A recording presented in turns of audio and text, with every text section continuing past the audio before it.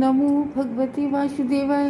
तो आज हम लोग श्रीमद् भागवतम के इस तृतीय स्कंद के 13वें अध्याय का 31वां श्लोक लेते हैं। कल हमने जाना था कि भगवान 12 अपने नुकीले खुरों के साथ उस समुद्र में पृथ्वी को निकालने के लिए कूद गए और वहाँ पर उन्होंने पृथ्वी को उसी तरह से पड़ा पाया। देखो ऐसा है कि सबसे पहले आगे हम लोग थोड़ा भ्रमित ना हो, इसलिए थोड़ी सी बैकग्राउंड उसकी समझ लेते हैं कि पहले भी हम लोगों ने डिस्कस किया था, पिछले श्लोक में एक में आया था कि पृथ्वी जो है 2 बार गई है समुद्र में।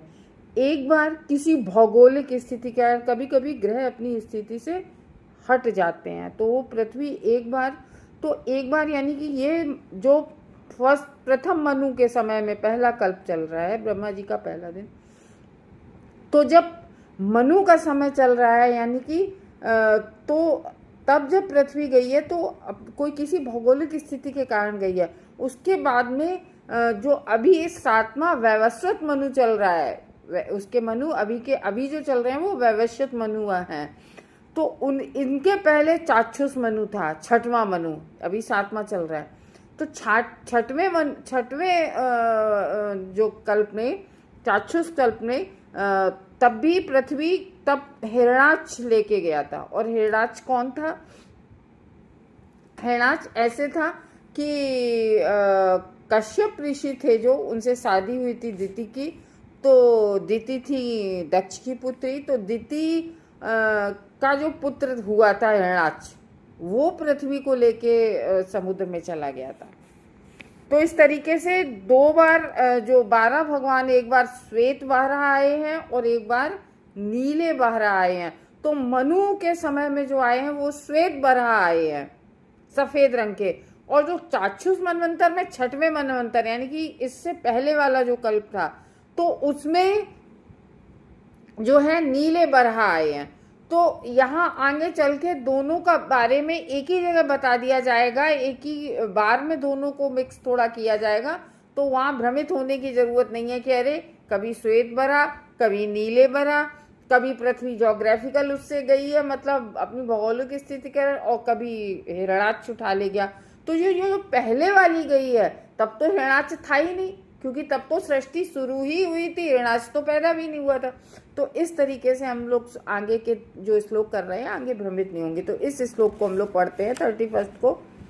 स्वदष्ट्यो धृत्य मही निमग्ना सा उत्थिता संरुचे रसाया तथापि दैत्यम गदयापतंतम सुनावसंदीपित तीव्रमन्यु।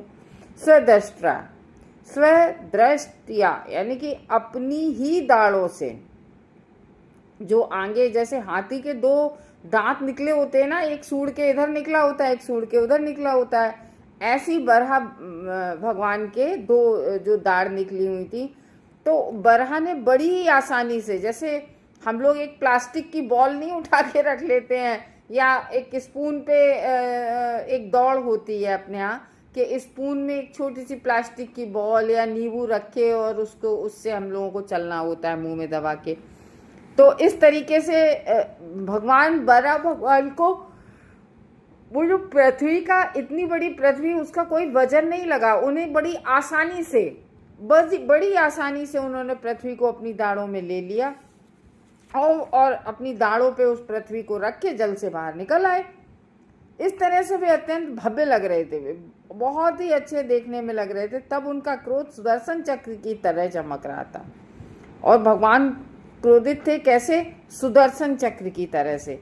और उन्होंने तुरंत उस असुर हिरणाक्ष को, ये देखो ये इसकी बात बता रहे हैं यहाँ पर विदुर महाराज को मैत्रेय ऋषि, यहाँ तुरंत उसकी बताने लगे जब चाक्षुष मनवंतर की, कि इस तरह से सुदर्शन चक्र की तरह चमक रहा था उनका क्रोध। और उन्होंने तुरंत ही उस असुर हिरणाक्ष को मार डाला, यद्यपि श्री भगवान से लड़ने का प्रयास कर रहा था। तो भगवान क्यों गुस्सा आया? देखो, हम सब भगवान के लिए, हम सब पुत्र हैं, पुत्र पुत्री। तो अब क्या होता है कि इस भौतिक जगत की भी ऐसी बात होती है कि जब भी पुत्र पिता से तेज आवाज में भी बात कर देता है तो पिता को नाराजगी होती है। तो यहाँ पर भगवान हम सबके पिता हैं। और हिरणाक्ष ने बहुत गलत कर्म किया था, माँ पृथ्वी मैया को ले गया समुद्र में जिसमें सब जीव रहते हैं, तो भगवान को क्रोध भी आया था। तो जो हमारे शील जीव गोस्वामी हैं वो बता रहे हैं कि वैदिक ग्रंथों में भगवान बराह के अवतार का वर्णन 2 विभिन्न प्रलयों में हुआ है, 2 बार हुआ है। यानी कि चाक्षुष प्रलय, यानी कि चाक्षुष जो अभी इस मनवंतर के पहले जब हुई थी, और स्वयंभू प्रलय में हुआ था। तो 12 का ये विशेष अवतार वस्तुतः स्वयंभू प्रलय में हुआ था, जो बराह आया था। तो जब उच्चतर लोकों में जन, महर और सत्य लोक को छोड़कर शेष सारे लोग प्रलय में डूब गए थे, क्योंकि ऊपर के ये लोग प्रलय में कभी नहीं डूबते हैं। जब एक दिन वाली प्रलय होती है तब हम ये नहीं डूबते हैं, यानी कि महर लोक, जनलोक और सत्यलोक। सत्यलोक जिसको हम लोग ब्रह्मलोक को ही हम लोग सत्यलोक कहते हैं। 12 के इस अवतार को उपयुक्त लोकों में निवासियों ने देखा था। तो जब ये चाक्षुष वाला हुआ था तो इसको लोगों ने देखा था। श्री विश्वनाथ चक्रवर्ती बताते हैं कि श्री मैत्रेय मुनि ने विभिन्न प्रलयों के दोनों बराह अवतारों को एक में मिलाकर उनका सारांश रूप विदुर के समक्ष रखा। तो यहाँ पर जीव गोस्वामी बता रहे हैं हम लोगों को, हमारे जीव गोस्वामी कह रहे हैं कि देखो ऐसा है कि यहाँ पर दोनों को मिक्स करके, दोनों को यानी कि एक ही बार में वो दोनों घटनाओं को बता रहे हैं कि ऐसे ऐसे करके 2 बार पृथ्वी गई है और ऐसे बराह भगवान ने निकाला है। तो वो इस तरीके से मैत्रेय ऋषि विदुर को बता रहे थे। 32 में है, जघान रुंदान महाश्र विक्रमा सलील एवं मृगणाडिभासी तद्रक्त पंकानित गंध तुंडो यथा गजेंद्रो जगतीम विविधनंदन। उसके बाद क्या होता है, भगवान बराह ने उस असुर को, हिरणाक्ष को, उस असुर को जल के भीतर मार डाला। वहीं भगवान ने उस जल के भीतर मार डाला उस हिरणाक्ष को जो पृथ्वी को उठा ले गया था। जिस तरह से एक सिंह हाथी को मारता है, कैसे मारा, जैसे एक शेर हो और वो हाथी को मारे, इस तरीके से भगवान ने हिरणाक्ष को मार दिया। श्री भगवान के गाल तथा जीव उस असुर के रक्त से उसी तरह रंग गए। तो भगवान के गाल तथा जीव यानी कि भगवान ने, ऑब्वियसली भगवान लड़े होंगे, अपने वो जो आगे दाढ़ें वो निकली थी तो उनकी जो गाल थे, गालों पे ब्लड लग गया होगा। तो वो कह रहे हैं कि रक्त से रंग गए थे, जैसे हाथी नील लोलित पृथ्वी को खोदने से लाल हो जाता है। जिस प्रकार से लाल पर्वत होता है ना, टिकुट पर्वत, और उसमें अगर हाथी उसमें अपनी मुंह लड़ाए, उसको उस मिट्टी को खोदना चाहे तो उस मिट्टी को खोदने से वो हाथी का सूंड ऊँट सब, सूंड से तो खोदता नहीं है, सूंड ऊँट सब लाल हो जाती है वो लाल मिट्टी से। तो उसी तरीके से 12 भगवान ने उसका वध किया। तो भगवान का जो है जीव और गाल लाल हो गया, जैसे हाथी की सूंड हो जाती है मिट्टी को खोदने में। तमाल नीलम सितदंत कोट्याश्मास्नुच्छिदंतम गजलीलयांगा प्रज्ञाए बद्धांजलयोनुकावे विरिंच मुख्या उपतस्तुरीशम। तब हाथी के तरह से क्रीड़ा करते हुए भगवान ने पृथ्वी को अपने सफ़ेद टेढ़े दांतों के किनारे पर अटका लिया। इस तरीके से उस हिरणाक्ष को मारा और उस पृथ्वी को बहुत, जैसे नहीं कोई बहुत हल्की चीज़ हो, पेपर की चीज़ हो, ऐसे किनारे से दांत के कुन्ने में, दांत के किनारे में लटका लिया। और उन्होंने अपने शरीर का वर्ण तमाल वृक्ष जैसा नीलाभ धारण किया। और उनका शरीर कैसा था, नीले रंग का था। और तब ब्रह्मा इत्यादि ऋषि उन्हें पूर्ण पुरुषोत्तम भगवान समझ सके और उन्होंने सादर नमस्कार। तब फिर भगवान ब्रह्मा जी और ऋषि गण सब जो है उन्हें, सभी ने उनको कहा कि हाँ मतलब भगवान है। वो कहते नहीं है जय हो जय हो जय हो, सब करने लगे।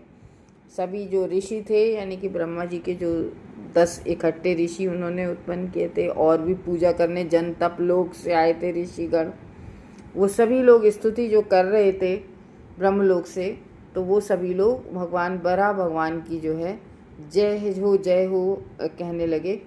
तो वो सारे ऋषि कैसे कह रहे थे, ऋषि कैसे कह रहे हैं वो बता रहे हैं। ऋषिया ऊचू, ऊचू मीन्स कहना, ऋषि कहने लगे, क्या कहने लगे, जितम जितम ते जित यज्ञ भावं त्रयीं तनुं स्वाम परिधुन्वते नमा यद्रोमघर्षेतु निलिलयोर्यध्यस्तस्मिन्नमा सुकरायते।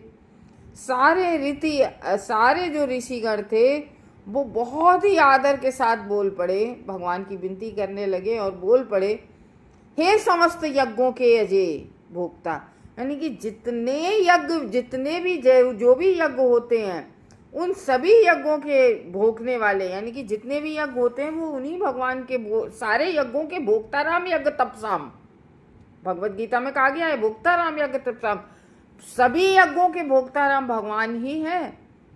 तो अजय भोक्ता अपनी आपकी जय हो। आप साक्षात वेदों के रूप में विचरण कर रहे हैं, आप तो साक्षात वेद हैं, उनके रूप में विचरण कर रहे हैं। बारह भगवान की विनती करने लगे, जैसे पृथ्वी लेके आए तो सब पृथ्वी को भगवान लेके आए, भगवान की जय बोलने लगे। और आपके शरीर के रोमकूपों से सारे सागर समाये हुए हैं। तो वो जो समुद्र था इतना बड़ा जहाँ पृथ्वी ले जाके छिपाई थी, तो कह रहे ये सारे समुद्र तो आपके रोम रोम में बसे हुए हैं, इतने बड़े बड़े ये समुद्र। आपने किन्हीं कारणों से पृथ्वी का उद्धार करने हेतु तो अब शूकर का रूप धारण किया है। तो कह रहे हैं कि आप बड़े दयालु हैं, बताओ पृथ्वी का उद्धार करने के लिए आपने शूकर का रूप भी धारण कर लिया, आप जैसा दयालु कौन हो सकता है। भगवान ने पृथ्वी का उद्धार किया। और पृथ्वी मैया भी बड़ा सहनशील है। हम इस भौतिक जगत में देखते हैं कि क्या नहीं मतलब कितनी सहनशील होती हैं पृथ्वी मैया। जितने भी सारे पाप हो रहे हैं पृथ्वी पर ही होते हैं, जो भी कोई गलत कार्य हो रहा है पृथ्वी पर होते, एक वो भार सहती तो सहती हैं। और दूसरा, जरा हम लोग बहुत ही एक कॉमन नॉलेज से देख के चलें तो हम सब लोग जूते चप्पल पहन के किस तरीके से पृथ्वी मैया पर चल, वो हमें उससे भी ज़्यादा ये बुरा लगता है कि आज खदानें खुद रही हैं। और बहुत छोटी चीज़ ले लो, हम लोग जगह जगह समर खुदवाते हैं, पृथ्वी मैया का सीना चीरा जाता है।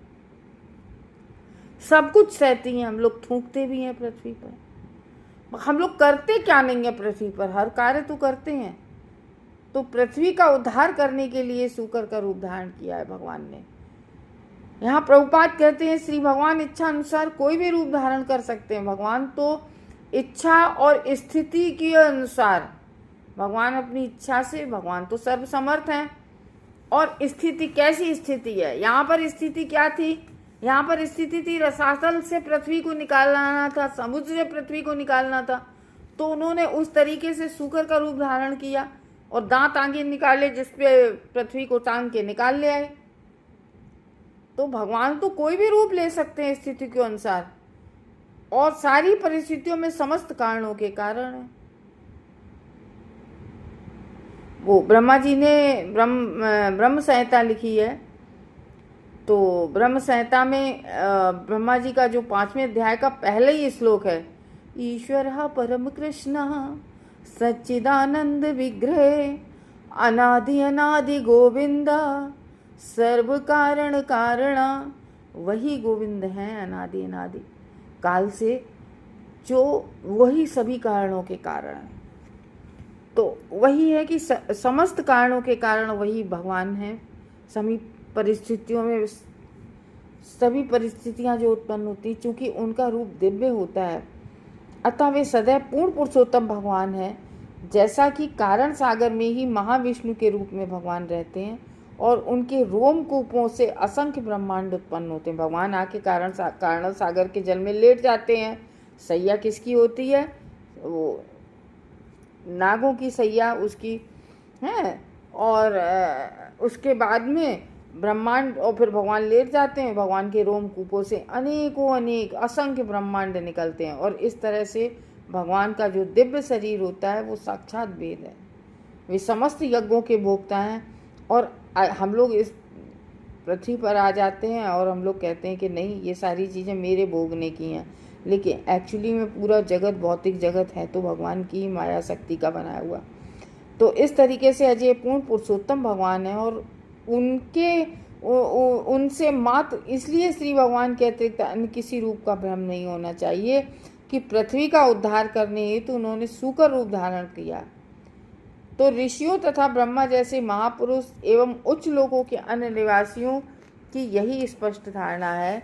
तो इस तरीके से सभी उच्च लोगों के जो निवासी होते हैं उन सबकी भी यही धारणा है कि उन्होंने जो है भगवान ने पृथ्वी का उद्धार करने के लिए उन्होंने शूकर का रूप धारण कर लिया। तो ऐसे तो भगवान ही हो सकते हैं, कौन हो सकता है ऐसा। हरे कृष्णा भक्तों।